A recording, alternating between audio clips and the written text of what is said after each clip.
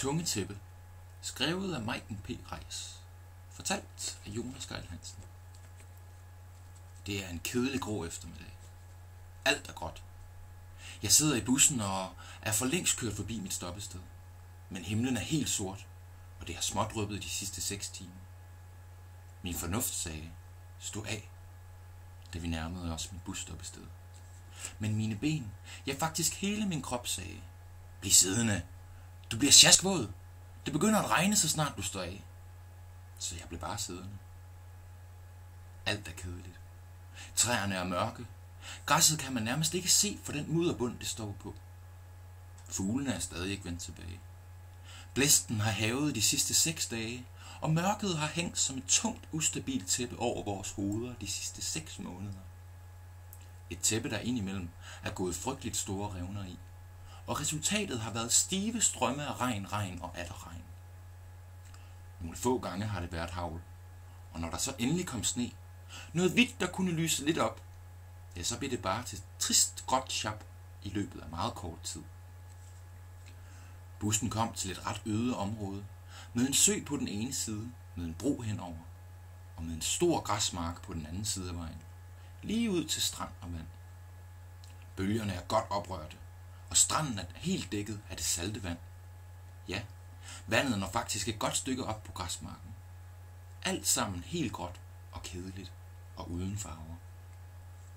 Men lige som bussen er drejet, får jeg en underlig fin fornemmelse, og jeg går op til buschaufføren og beder ham om at sætte mig af. Men kort efter bussen igen er ude af syne, tager regnen fat. Og pludselig står jeg lige midt i et vandfald fra himlen. En ordentlig revne i det tunge grå tæppe. Jeg tager hætten på og bevæger mig over til søbredden, og der ser jeg en lille brun andemor på tur med sine bitte små gråbrune ællinger, som alle rapper sig fornøjeligt og bringer smilet frem på mine ellers nedadvendte læber. Jeg hører en lyd, der får mig til at vende mig om mod græsmarken. En hel flok islandske heste kommer galopperende hen mod vejen. Da de kommer i hold, hører jeg en kær hvinende vrinsken, og en lille mørkegrå fyr springer frem fra flokken og galopperer rundt om dem, med halen højt hævet, mens den vrinsker tilfreds. Pludselig stopper den op og kigger mig lige ind i øjnene. Blæsten har blæst hætten af mig, og regnen har klasket mit hår, ligesom ved følget.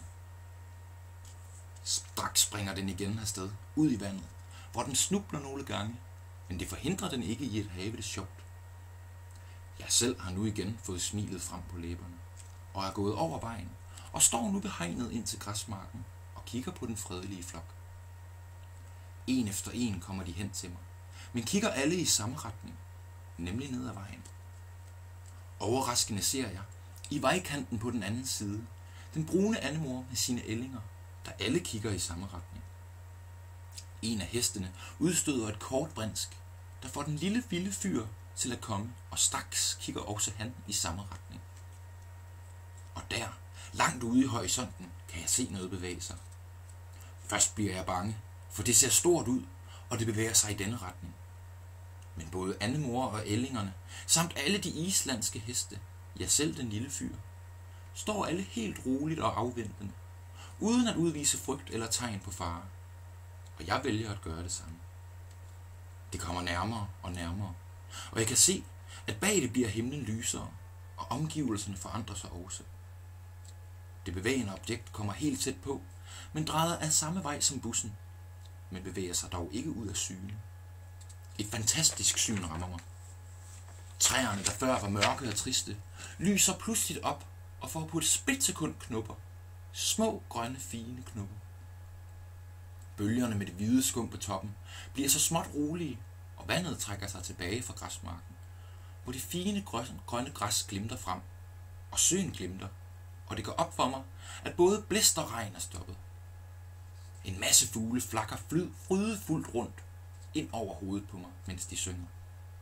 Det mørke tunge tæppe er så godt som forsvundet, og langsomt ude fra horisonten kommer den blåturkise fare frem på himlen. Spreder sig til den også er over hovedet på mig.